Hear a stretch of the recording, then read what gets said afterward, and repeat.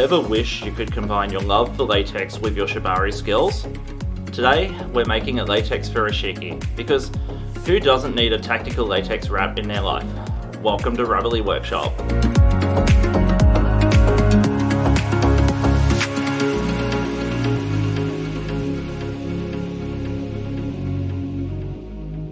So, what is a furoshiki?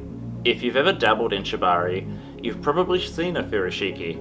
It's basically a magical fabric wrap that turns your ropes into a stylish package. And because we're fancy, we're making one out of latex. A traditional furoshiki is a fabric wrap.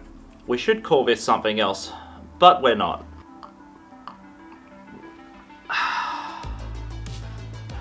So what's the measurements? Turns out your garden variety bath towel is the secret blueprint to our latex masterpiece. Who knew bath time could be so productive? This one measured about 107 by 64 centimeters. I laid some ropes and accessories like shears and carabiners across the towel to make sure it would all fit. I left a bit of space on either side, top and bottom, to allow it all to wrap properly. It all fit like a glove. We like to keep things organised, and that's why we've allowed for a couple of pockets. One here is for safety shears only, super important. This other, larger pocket is for all your hardware, like carabiners or shibari rings. Note how there's a bit of space on the top and bottom. This is so we can fold them in, ensuring nothing falls out. With our measurements and checks all sorted, let's get to it. The design of this furoshiki will be rather simple. It'll be a sheet made up of 3 layers. There will be 2 layers of latex on the top and the bottom, and a piece of fabric in between them. This is to reduce the stretchiness of the latex. We don't need that today.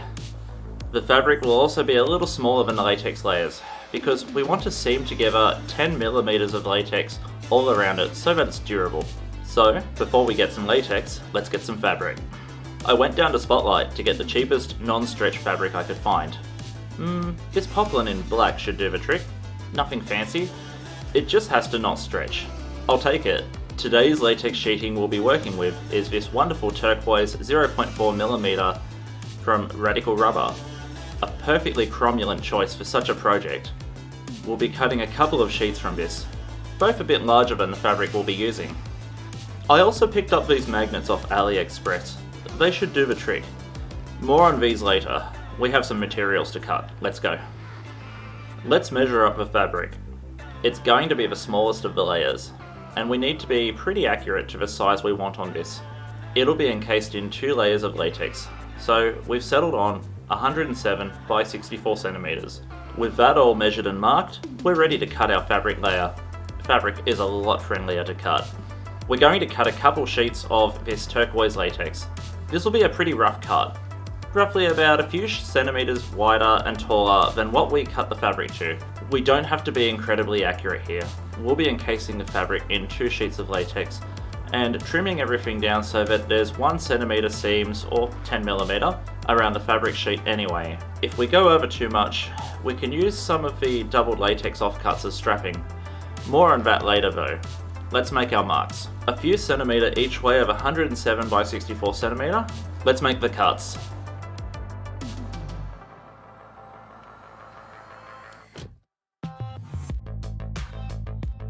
So we've cut some sheets of latex slightly larger than the fabric. Let's see how they stack up. Everything looks pretty great. If you haven't figured already, we're going to glue the bottom and top latex sheets over the fabric. This is a common technique for reinforcing latex and making it non-stretchy. You'd normally do this in areas where you're attaching snap fasteners or even spikes, if you're feeling fancy. So we're borrowing from that technique today because we don't want the furoshiki to stretch, and we want it to be sturdy enough for everyday carry. As always, we need to clean our sheets with solvent.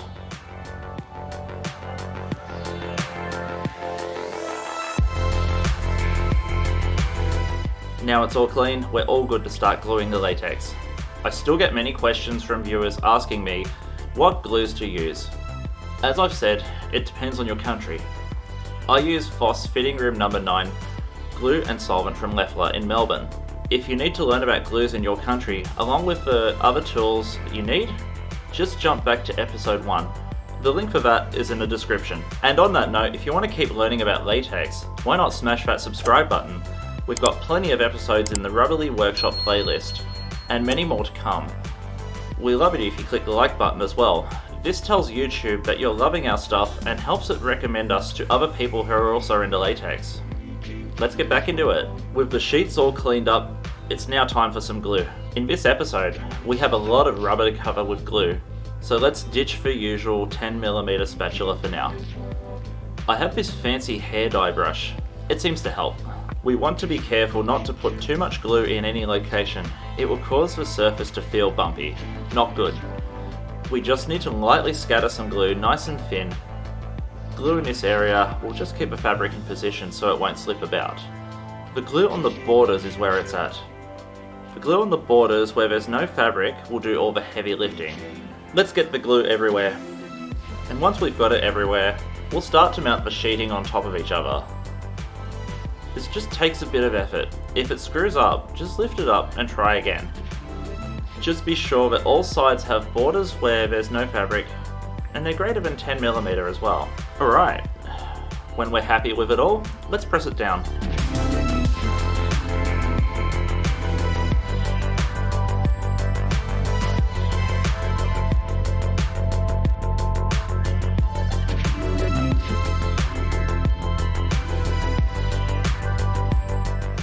And yeah, this looks great. We need to trim these borders down, so marking 10mm off from where the fabric is encased, mark and cut the borders down. Wonderful, so we have a sheet. Now what? Well, where are you going to store your accessories like safety shears, shibari rings, or carabiners? You need pockets. You can make these pockets any size you like. The way I'm doing this is by measuring the largest object I have to put in them, like this shibari ring or safety shears, and adding a few centimeters either way to allow them to fit comfortably. I'll also make cover flaps just as wide and possibly about 5 centimeters high. We don't have to be too accurate here.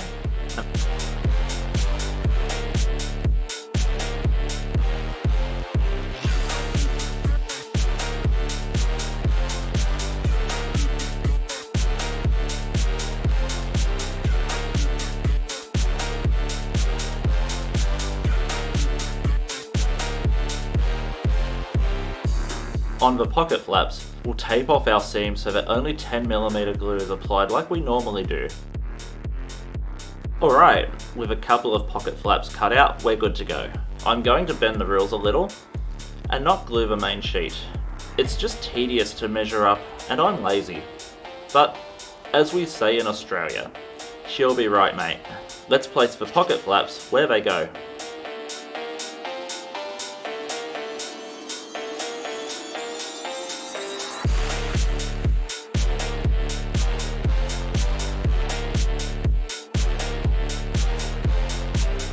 There we go, nice and neat. Good enough for Australia. We're not building a spaceship, just a fancy wrap. Now, we need a way to keep the pockets shut. We also need to keep the top and bottom sides folded in too. Our solution is magnets. We touched on this earlier, but how do they work? I'm glad you asked. The magnets will be covered in latex, so they're barely visible. They're strong enough to make contact through the 0.4mm latex I'm using. Also, the magnets are a metal. You know how not all metals play nice with latex. To be on the safe side, I'm going to cover each magnet in sticky tape. Problem solved. I have a bunch of offcuts from our previous efforts, so I'll cut some latex to make some strips. Because I'm lazy and this is a very simple task, I'm going to eyeball this and make a bunch of strips that are roughly the same. We'll clean and cover these strips in glue and place the magnet. Just be mindful with the magnets. They have a north and a south. They're very heterosexual. Norths versus norths and souths versus souths repel each other. So just be sure to install them the correct way. Place a magnet carefully to an existing install if you're unsure. With that, we'll finish off the install, fitting the pockets and their flaps. Job done. Let's give it all a clean using solvent to wipe up stray glue.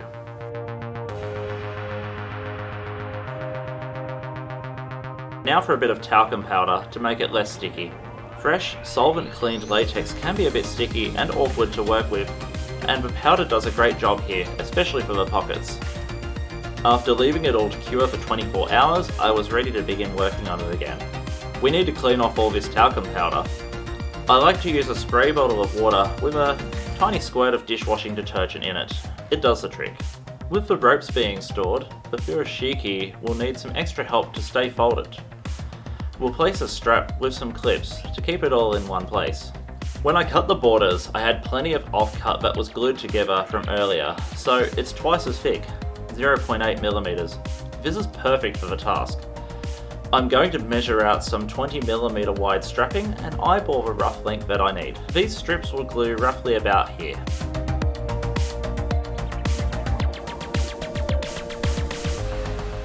Now, you could head to Spotlight or similar and pick up some strap hardware like buckles and adjusters, but I have a 3D printer and I can't be bothered dashing off to Spotlight to get some. I forgot them earlier. These things are plentiful around the web, so I'm going to download the parts and print them. You wouldn't download some strap buckles now, would you? Well, here we are. Let's slap those buckles on. Easy done. And with all that done, let's give it a final clean and shine. We're using Shine by Rubberly to shine up this piece. Speaking of which, have you heard about our Shine by Rubberly? It's like the secret sauce for your latex wardrobe. If you haven't, let's find out. We make our own Shine, and you can get it too. Shine by Rubberly is a spray you can use as a dressing aid, getting you into a catsuit quicker and easier. Or for that photo shoot ready shine when you're out and about.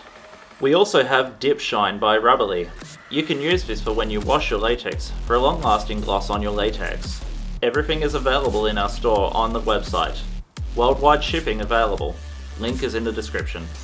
Remember, all purchases from our store support the channel, and you get a nice shine in return. It's a win-win. Now, back to it. How good is this? What started as an idea that came up during rope practice was made with ease and didn't need much accuracy. It is a big but super easy build. It holds the rope and all our gear nicely. But one lesson here, you can see how much you can make something nice with latex without a terrible amount of accuracy, and it still looks great. And that's all for today. Let us know what you think in the comments. Thanks for joining us in the workshop. We're going to work on what we're making next, and we can't wait to show you. Bye for now.